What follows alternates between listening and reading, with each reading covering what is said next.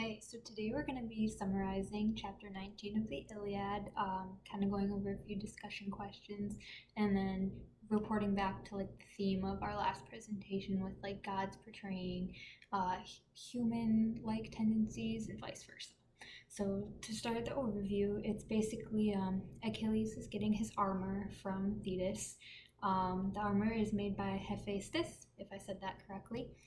And kind of like an agreement with this armor is that Thetis is promising to look over Patroclus' body, make sure it's not rotting or nothing bad happens to it, nobody tries to steal it or make it worse than it already is. So with this deal, Achilles goes into battle. He's kind of like walking along the shore at one point, and he's like, listen, okay, I gotta call an assembly for the Achaean army. So he calls the assembly, Agamemnon's there, and they kind of reconcile, get over their fight with each other, although nobody really says specifically like, okay, I'm over it, it's fine. Nobody really uses each other's names here. So Agamemnon says that, okay, yeah, I was wrong, but I was blinded and it was because of Zeus. So here he kind of places his blame on somebody else, much like, humans often do when they are guilty or they have some blame. So after that, Agamemnon is like, okay, here, Achilles, you can have all these gifts that I had promised before, on the condition that you do go into battle. You don't just talk a big game. So Agamemnon gives Achilles all these gifts. Somehow, in his mind, he decides, okay, I'll give back Briseis. If I said that right. It's kind of hard to tell why exactly he did that. Based on his actions, he's kind of just placing this blame onto, oh, Zeus made me do it, so maybe Zeus made me take her in the first place.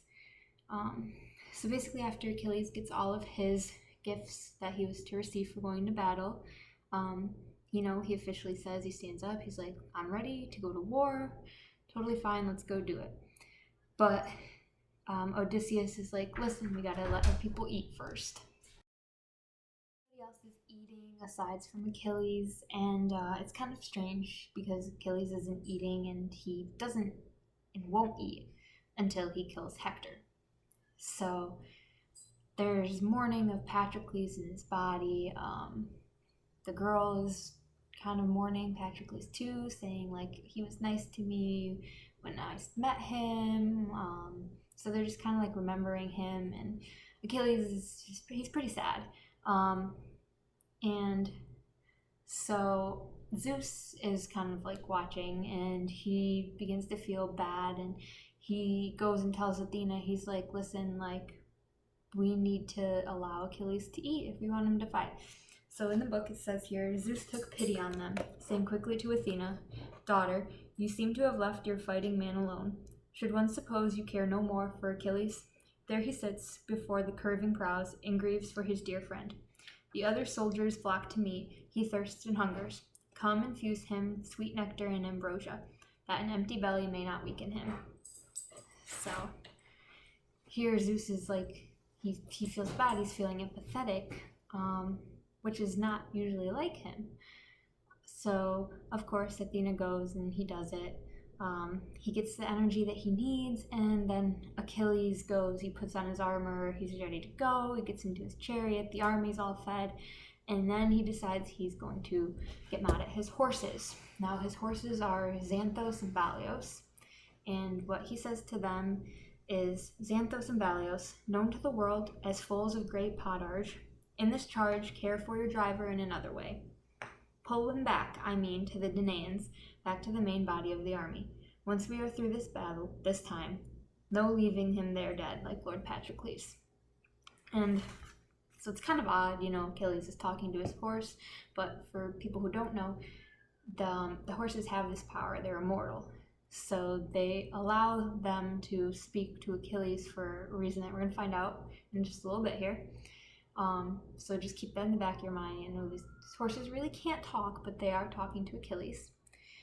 So Xanthos, the one horse, he replies to Achilles and basically saying like, it's not us who let him die, it wasn't you who let him die, it was the gods who let him die. So it says here, "No, the magnificent god that Leto bore killed him in action and gave Hector glory. We might run swiftly as the west wind blows, most rapid of all winds, they say, but still it is your destiny to be brought low by force, a god's force and a man's."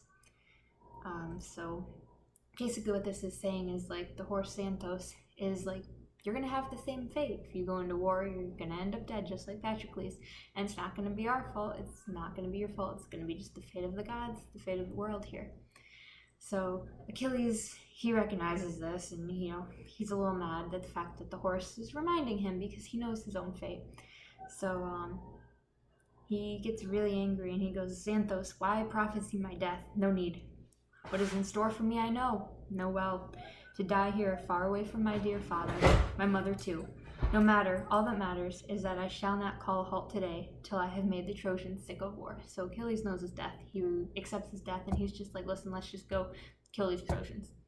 I understand my fate. I'm over it."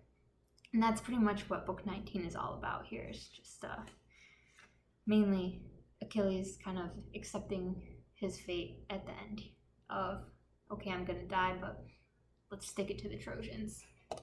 So some discussion questions I had was, why do you think Zeus became so emotional to the point where he felt that he needed to fuel Achilles and that he needed to ask Athena, like, "Hey, can you help Achilles out?"